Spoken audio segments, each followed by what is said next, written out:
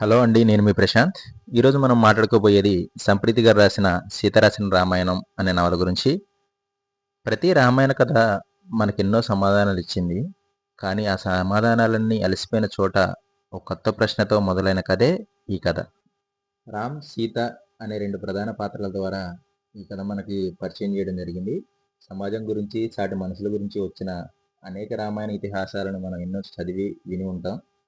కానీ ప్రేమ గురించి, ఆ చిగురించిన ప్రేమ చెదిరిపోకుండా ఉండడానికి ఆమె చేసిన పోరాటాల గురించి ఈ నవల్లో మనం తెలుసుకుంటాం. ఇద్దరు ప్రేమికులు చేసిన ప్రయాణంలో వారికి ఎదురైన ఎన్నో తీపి కలయికే ఈ నవల.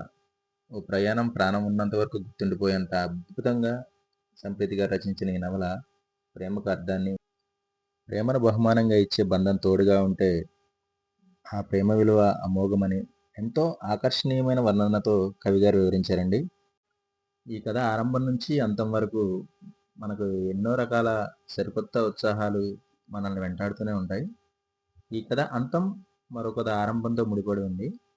మరింకెందుకు ఆలస్యం, ఈ నవల మీకు కావాలంటే ఛాయావెన్నెల.in అనే వెబ్సైట్లో అవైలబుల్గా ఉంది.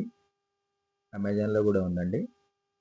ఈ కథకు సంబంధించిన మరిన్ని వివరాలు, వాటికి సంబంధించిన సందేహాలు తెలుసుకోవడానికి మాకు మెసేజ్ చేయండి. ఇలాంటి మరెన్నో కథలు, వాటికి సంబంధించిన పూర్తి వివరాలు తెలుసుకోవడానికి మన పేజ్ని అయితే ఫాలో చేయండి. Thank you. ప్రేమతో మీ ప్రశాంత్.